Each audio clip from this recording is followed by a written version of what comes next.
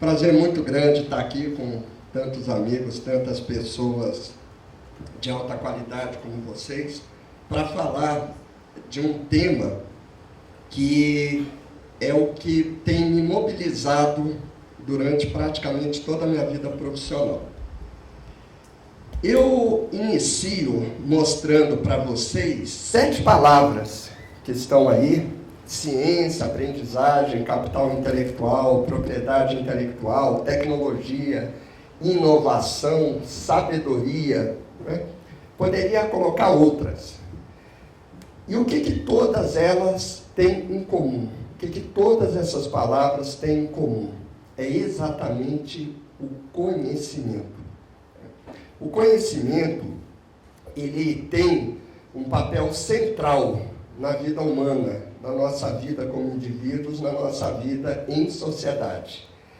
Então, hoje, nós vamos ter um evento muito rico, como o Rafael disse, né? Aproveito aí para agradecer a presença da Michele e da Cleide, que se deslocaram do Rio de Janeiro, de Brasília até aqui, né?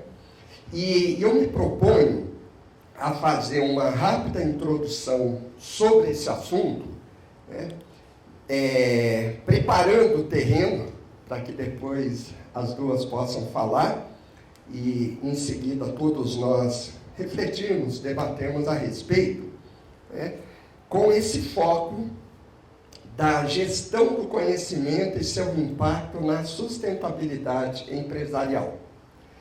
E eu vou procurar ser breve, né? Temos aí gente muito competente para falar. E eu quero, então, dar início ressaltando a importância econômica do conhecimento. O conhecimento é central na nossa vida, em vários aspectos, e também no seu aspecto econômico. Então, essas figuras apresentadas aí na tela, elas mostram, elas sugerem para nós, elas nos fazem lembrar a trajetória humana ao longo das eras, ao longo dos vários séculos, né? Desde o momento em que nós habitávamos esse planeta, mas ainda numa condição muito primitiva, né? Morando em cavernas, ainda sem o domínio do fogo.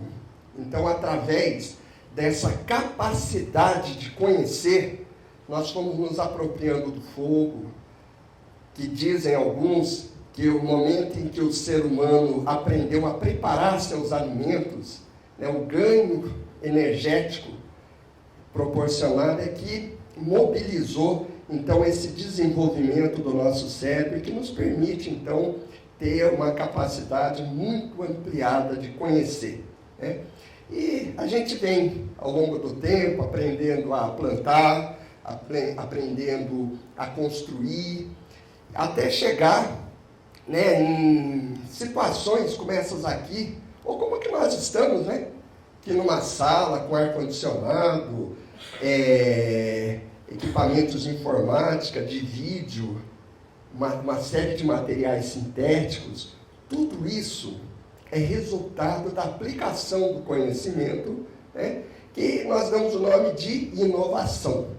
Então, o conhecimento, ele é o insumo básico que proporciona essa dinâmica da inovação. Mas o conhecimento, ele também tem um outro papel na vida das corporações, na vida econômica da sociedade, né? Melhorando, transformando para melhor os nossos processos, a forma como nós desenvolvemos o trabalho. E essa figura aqui é uma figura que eu gosto muito. Ela é muito simplesinha, mas ela tem uma riqueza de aspectos que podem ser explorados, né? Um desses aspectos é, né, representado por esse aqui, que me lembra uma frase popular que quem trabalha muito não tem tempo para ganhar dinheiro, né? E a pessoa está repetindo de uma forma muito alienada tarefas mecanicamente e não consegue perceber todas as oportunidades que o conhecimento traz. E é muito interessante que qualquer empresa ficaria horrorizada se, por exemplo, a gente desperdiçasse, jogasse fora matéria-prima suficiente para uma semana de produção.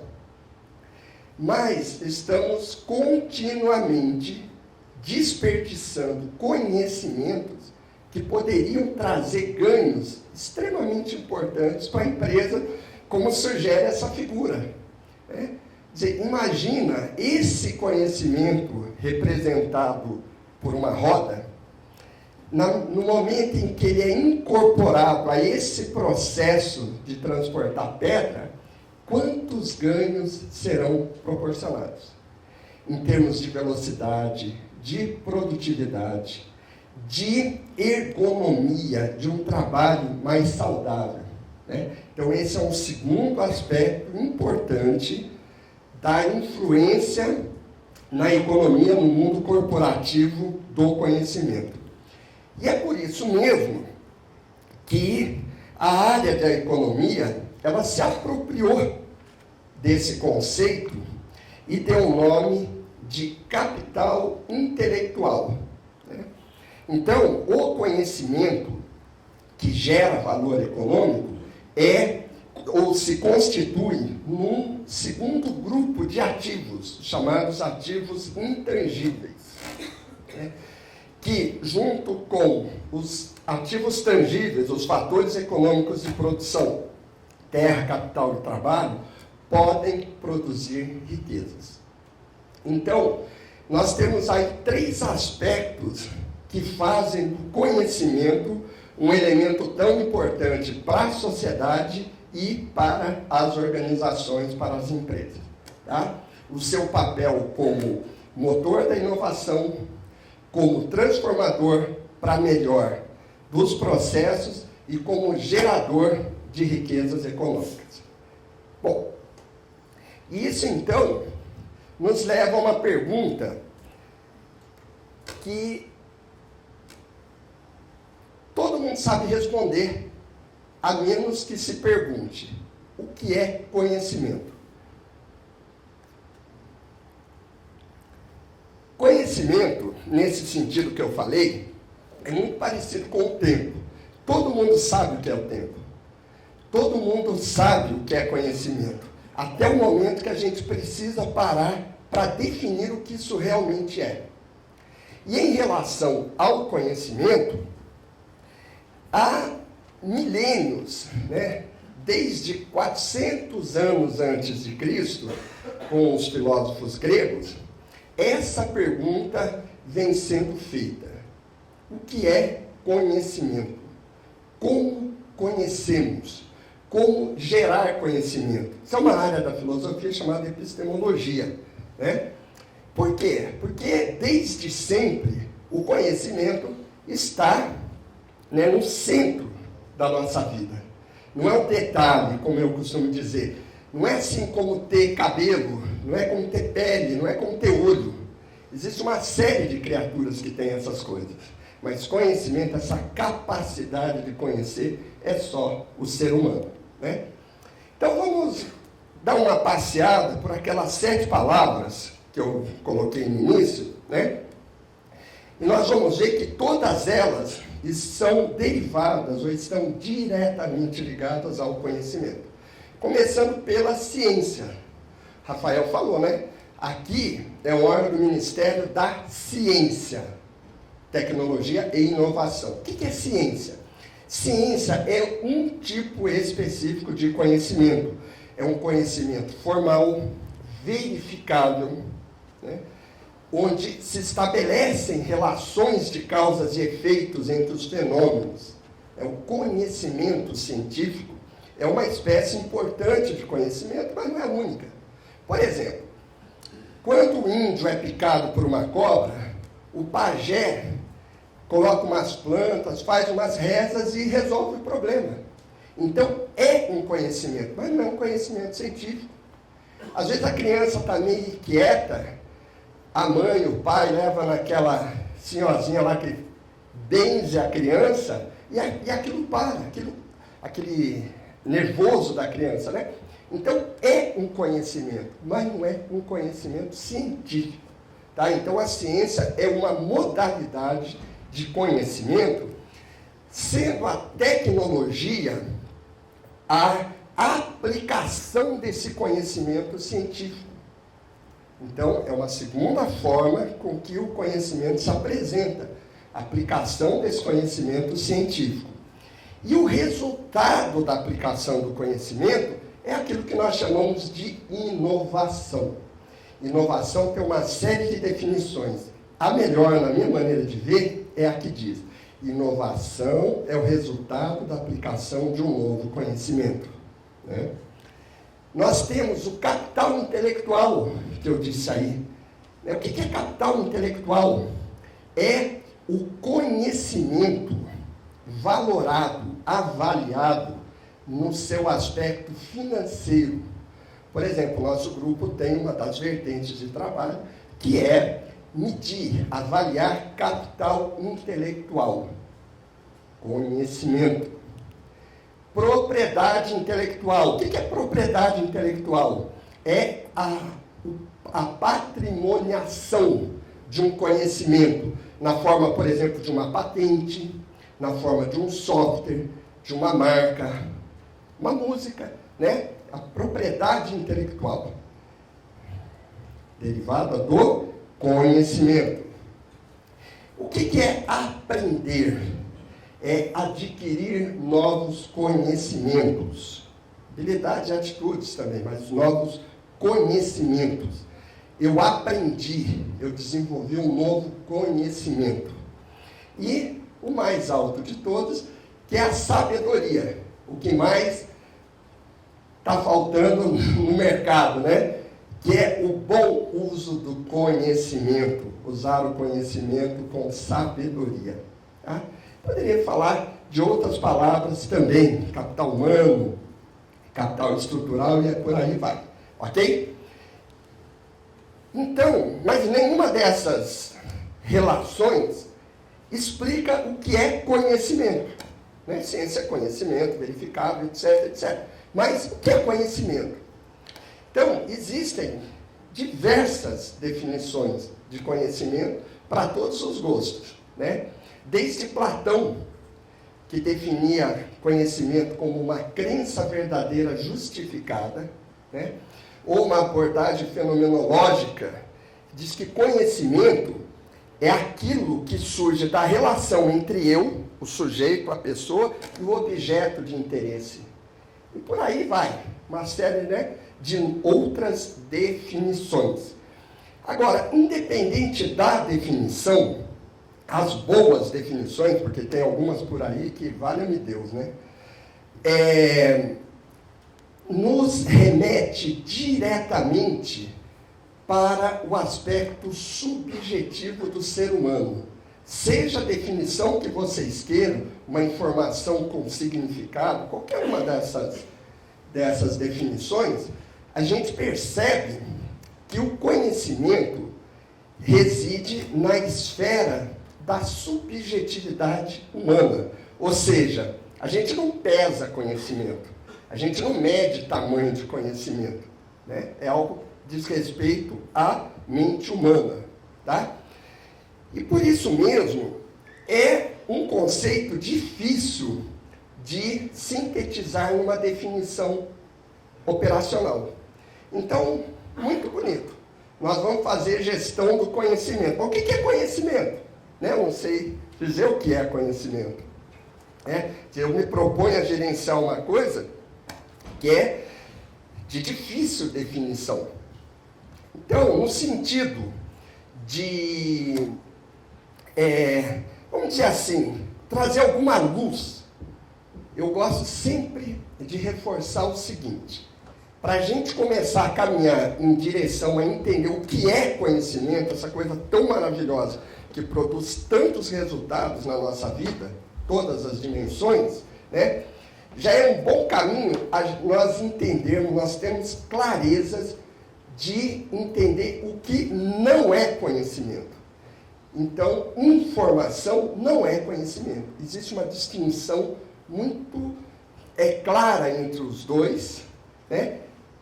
mas existe uma relação entre eles. Por exemplo, o que está chegando ao teu ouvido agora é uma informação. Aquilo que você lê num livro ou num site é uma informação, né?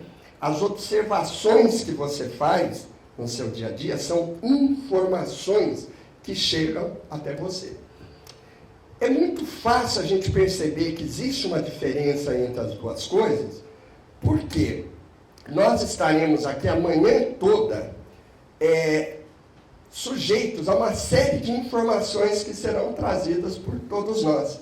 Agora, cada um de nós irá embora ao meio-dia com novos conhecimentos que são específicos de cada um de nós. Então, a relação entre a informação e o conhecimento não é uma relação direta, né? Então, eu costumo dizer, com uma tentativa para eu mesmo ter um pouco mais de clareza, um pouco mais de entendimento, que conhecimento é uma informação metabolizada. É aquilo que eu consigo fazer com as informações as quais chegam até mim. Então, isso depende de uma série de aspectos dos meus filtros mentais, das minhas crenças, das minhas prioridades, daquilo que eu considero mais importante, do que se chama os modelos mentais. Ou seja, nós nunca poderemos falar de conhecimento dissociado do ser humano. E aí é a principal mensagem que eu tenho, assim, por objetivo transmitir hoje aqui. Nós nunca poderemos fazer nada realmente relevante em relação a conhecimento dissociado do ser humano. E é um paradoxo, porque eu vivo no mundo da ciência, tecnologia e inovação há quase 30 anos e nunca vi o ser humano sendo tratado. Muito interessante, né? Muito interessante. Sintomático, não é interessante, é sintomático. Eu brinco, né? Hoje a gente está falando uma palestra que tem um enfoque mais empresarial, mas eu trabalho muito nesse mundo mesmo da ciência, tecnologia, com pesquisadores. Então eu brinco que eu vou comendo pelas beiradas, né, até chegar no ponto em que, de repente, o ser humano se apresenta dentro daquele mundo de metodologias, de conceitos sofisticados, de complicações desnecessárias, né? Então, conhecimento só existe na mente humana. E aí, como que nós vamos fazer, então, gestão do conhecimento? Então, o que é gestão do conhecimento? Existem muitas definições. Eu já participei de muitas bancas de mestrado desse tema. Então, assim, tem para todos os gostos, dezenas, tá? Mas, essencialmente, o que é gestão de conhecimento? É um conjunto de processos que governam, que impactam, que afetam, né, a criação, a disseminação e a utilização de conhecimentos no âmbito das organizações. Se você falar para um filósofo, gestão do conhecimento, ele te dá uma paulada na cabeça, você não estranha, porque ele tem razão, né? Porque se nós formos na raiz do conceito, gestão do conhecimento é algo que não faz o menor sentido. Mas o que nós efetivamente gerenciamos são os fatores que impactam a criação, disseminação e incorporação de conhecimento no âmbito das organizações. Por isso que eu falo gestão do conhecimento com tranquilidade. E um dos maiores desafios da gestão do conhecimento é exatamente trazer de dentro de nós, né, desse mundo subjetivo do ser humano, o que nós denominamos conhecimento tácito. Por que ele é tácito? Porque ele é inerente à nossa subjetividade, ele não é formal, ele não é declarado, né? Nós temos muito mais conhecimentos do que nós conseguimos sequer supor que temos. Eu já fiz esse exercício muitas vezes, né? De identificar conhecimentos que tem um processo numa área e até hoje não consegui de primeira que as pessoas conseguissem identificar 10% sequer de todos os conhecimentos. Tem uma frase histórica dessa área do presidente da Motorola que disse assim: se ao menos soubéssemos o que sabemos. Nós sabemos muito mais do que a gente supõe. E é esse, então, um dos grandes desafios da gestão do conhecimento. Trazer à tona, da forma, tornar explícito o conhecimento tácito. Não é uma tarefa fácil e nem sempre é econômica ou viável do ponto de vista prático. Fazer transformação de conhecimento tácito em conhecimento explícito. Mas essa é uma grande meta da gestão do conhecimento. Para quê? Porque tudo aquilo que eu consigo definir, eu consigo gerenciar melhor.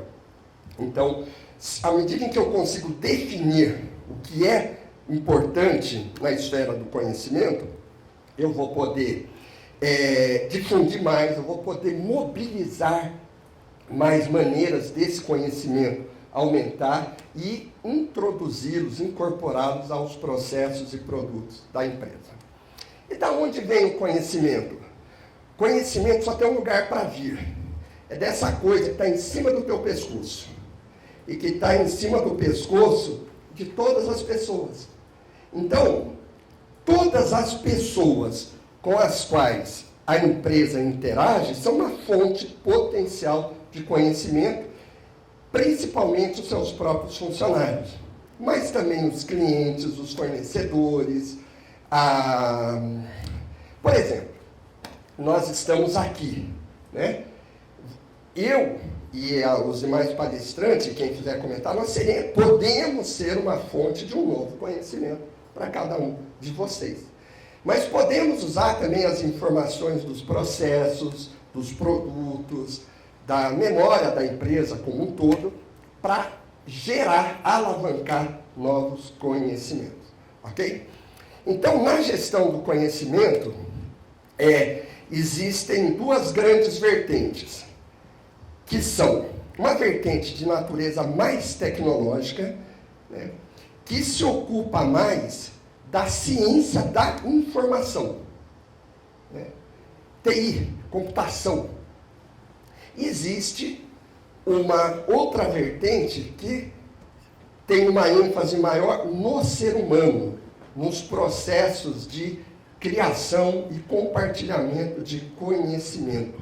Então, são dois grandes focos e eles são complementares. Tá?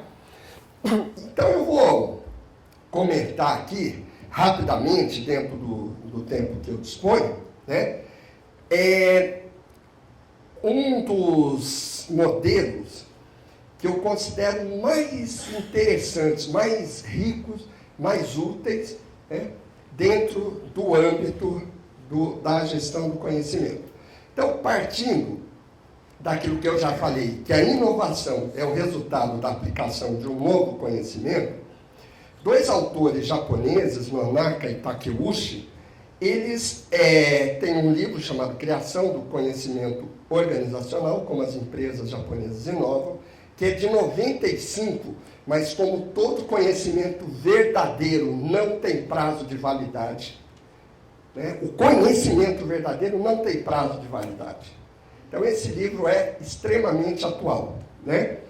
E eles mostram uma figura até um pouquinho complicada, né? Eu vou procurar simplificar um pouco para que a gente reflita algumas ações que podem mobilizar mais conhecimento dentro da nossa empresa.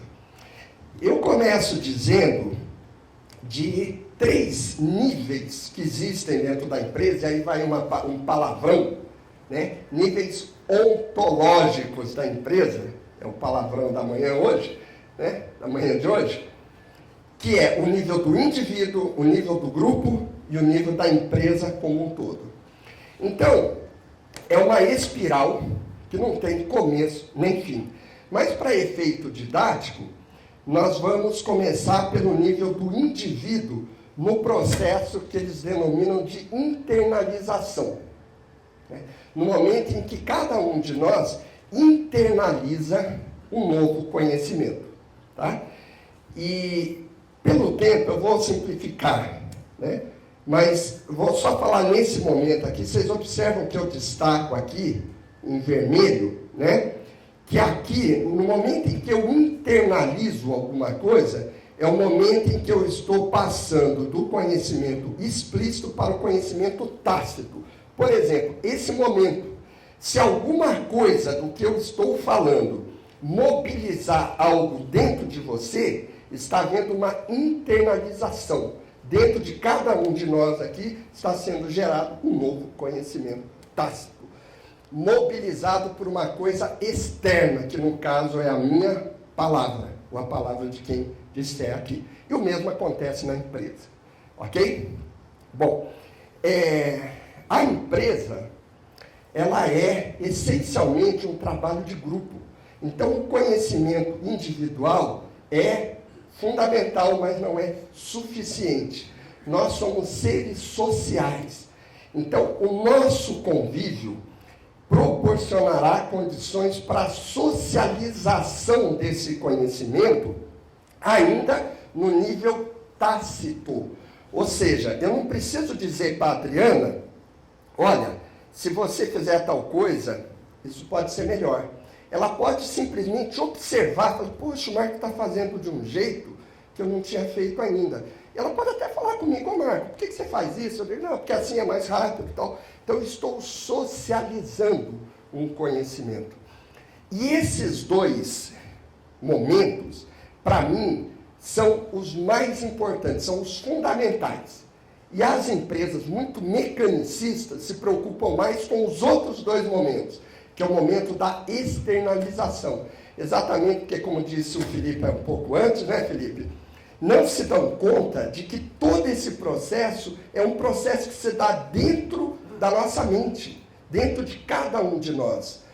O que a gente vê é a externalização disso, mas ninguém dá o que não tem. Antes dessa lâmpada existir, ela foi uma ideia na cabeça. Então é esse o grande trabalho nosso na empresa.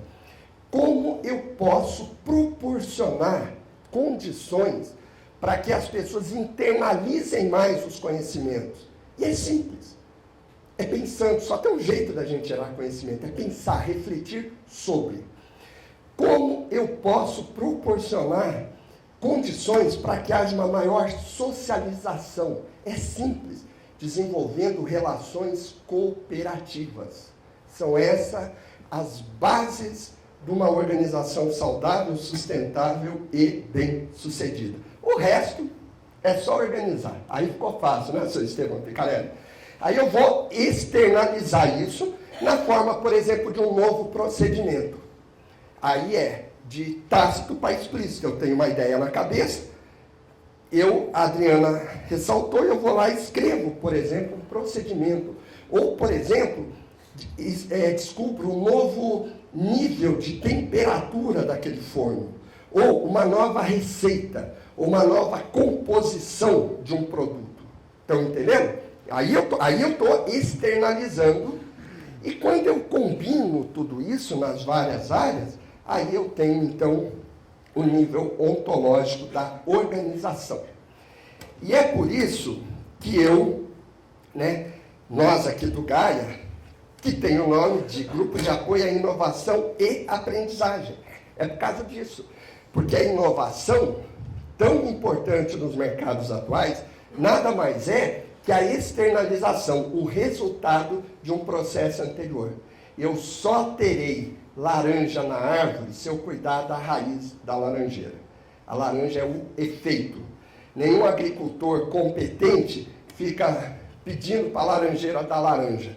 Ele trabalha o solo, trabalha as condições climáticas e, com certeza, a laranjeira será mais fértil. E é assim que nós aqui no Gaia trabalhamos. A gente tem um quarto nível, quer dizer, na verdade, a gente declara um quarto nível, que é o nível supraorganizacional, segundo o palavrão da manhã, né? É o quarto nível ontológico, é o nível supraorganizacional. É um nome pomposo para dizer o seguinte, é a interação da empresa com elementos externos, que o Nonac e o Takeuchi falam também, mas não escrevem dessa forma tão explícita como a gente faz aqui, né? Então, por exemplo, nós tivemos vários projetos em que nós trabalhamos redes de pesquisa, redes empresariais. Ao longo dos anos tivemos várias grandes redes muito bem sucedidas no país. Esse evento nada mais é do que um mecanismo de aprendizagem supraorganizacional, porque essa interação entre a nossa instituição e a instituição de vocês, ok? E nós, então, nós, o Gaia, trabalhamos tudo isso que nós falamos aqui, procurando integrar esses elementos, porque tudo aquilo que está integrado costuma ter mais eficiência e eficácia.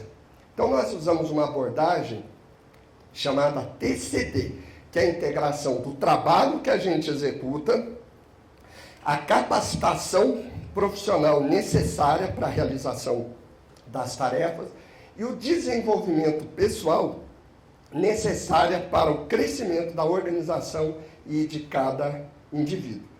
E essa abordagem da aprendizagem, da inovação integrada ao trabalho, ela tem uma eficácia maior, porque a aprendizagem acontece no próprio contexto do que está acontecendo, nas operações do dia a dia. Ela é muito mais eficiente, porque ela acontece com mais rapidez, né? Portanto, a produtividade da aprendizagem é maior, permite uma inovação contínua, que é a base do modelo japonês. Não é um gênio de vez em quando descobre uma grande ideia. São as pequenas ideias que a cada momento são geradas e como pequenos afluentes que vão se integrando até virar um rio caudaloso, que são as grandes inovações que proporcionam ganhos importantes no mercado. Isso traz uma qualidade de vida muito grande. Por quê? Porque a natureza humana é de aprender.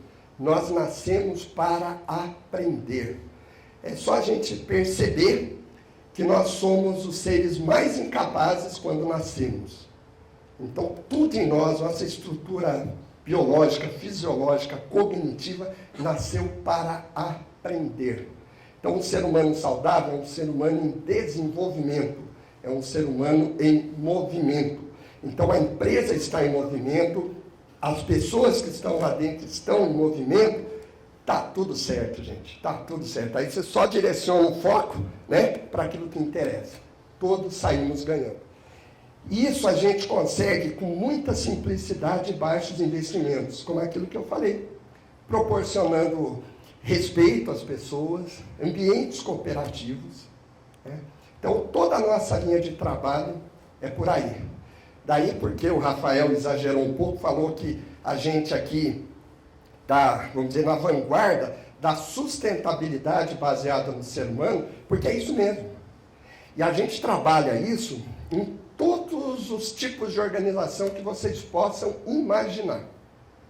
Por exemplo, nós coordenamos uma rede de pesquisa em microeletrônica de 2010 a 2014, né, com 120 pesquisadores de alto nível do Brasil inteiro, literalmente, do Rio Grande do Sul, a Amazonas, USP, Unicamp, as maiores do Brasil, né, com esse foco. E a gente trabalha com empresas muito pequenas com esse foco, né? E então a gente pode aplicar essas coisas que eu falei aqui em qualquer tipo de organização. Eu escrevi empresa, mas é qualquer tipo de organização, hospital, ANAC, né? Você pode fazer isso na empresa como um todo, pode focar em alguns setores específicos, você pode começar integralmente ou gradualmente. Até hoje, eu nunca vi nenhuma empresa que tivesse tudo aquilo que a gestão do conhecimento proporciona. E eu nunca conheci nenhuma empresa que não tivesse nada do que a gestão do conhecimento proporciona. Entendeu? Quer dizer, todas as empresas fazem alguma coisa. O que a gente pode fazer é intensificar. O que é o treinamento? Se não uma forma de gestão do conhecimento. Programas de melhoria. Né? Empresa que trabalha com foco em gestão de competências, ela está fazendo gestão do conhecimento. O nome é outro, mas a essência é exatamente a mesma. Então, concluindo, né, isso é uma coisa que nós falamos muito. É extremamente fácil medir, calcular quanto se gasta investindo no desenvolvimento do conhecimento, no desenvolvimento do capital humano. O que é praticamente impossível é saber quanto custa a ideia que não foi dada. Quanto custa? Quanto custa aqueles erros que estão sendo sistematicamente cometidos? Quanto custa a subprodutividade da empresa? Quanto custa os erros que afastam clientes e novos negócios? Esse a gente não consegue medir nas planilhas financeiras.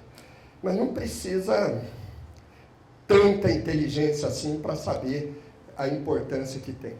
Então, o conhecimento, o capital humano, o que é capital humano? É o conhecimento que vem das pessoas. A gente utiliza essa expressão para enfatizar a necessidade de desenvolver seres humanos com capacidade de pensar, de criar, de melhorar as coisas ao seu redor. Então, o capital humano é um recurso econômico. Ele é viável, o custo-benefício é muito melhor, por exemplo, do que às vezes trocar por equipamentos muito sofisticados. Né? Ele é inesgotável, ele é um recurso, por isso que ele é um recurso sustentável, porque quanto mais eu uso, mais eu tenho. Né? É muito bonito isso aí. E ele é sustentável, porque ele beneficia a todos os stakeholders. Porque na medida em que eu ganho conhecimento, eu, trabalhador, melhoro. Desenvolvo melhor os processos e o meu cliente será beneficiado. E com isso há um retorno financeiro que irá beneficiar os proprietários da empresa, gerando mais negócio para os fornecedores e elevando o nível de tudo isso.